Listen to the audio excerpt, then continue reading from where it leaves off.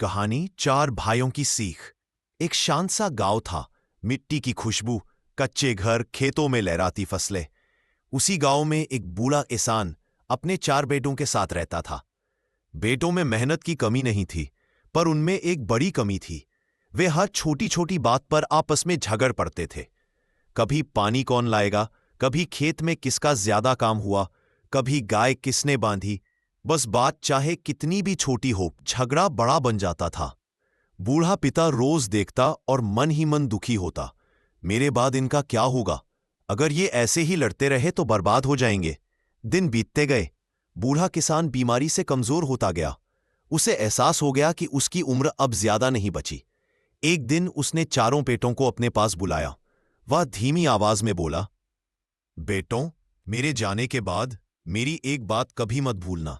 आपस में लड़ाई मत करना। अगर तुम अलग अलग रहोगे तो दुनिया तुम्हें तोड़ देगी, लेकिन अगर एक रहोगे तो कोई तुम्हें हरा नहीं पाएगा। चारों बेटे चुप थे, पर शायद अभी भी बात की गहराई नहीं समझ पाए थे। तभी बूढ़े बाप ने अपने पास रखा सूखे डंडों का एक मोटा गट्ठर उठाया और बोला, इसे तोड़कर दिखाओ। सबसे बड़ा बेटा आगे आया। उसने पूरी ताकत लगाई, मगर गट्ठर जरा भी नहीं टूटा। दूसरे और तीसरे ने भी कोशिश की, लेकिन कोई भी उसे नहीं तोड़ पाया। सबने कहा, बाबा, ये नहीं टूट सकता। बूढ़ा मुस्कुराया। उसने गट्ठर खोला और चारों डंडों को अलग अलग करके बेटों को एक एक दिया। अब इसे तोड़ो। चारों ने डंडे को हल्का सा मोड़ा और चटक, सारे डंडे टूट गए। बूढ़ा पिता की आंखें नम हो गईं। वह बोला, जब तक ये डंडे एक थे कोई इन्हें नहीं तोड़ पाया, लेकिन जैसे ही अलग हुए तुरंत टूट गए।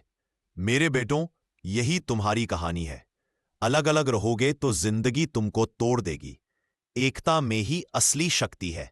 मेरे जाने के बाद तुम्हें एक दूसरे का सहारा बनकर रहना है, नहीं तो तुम बर्बाद हो जाओगे। चारों भाइयों के दिल पर जैसे गहरी चोट लगी।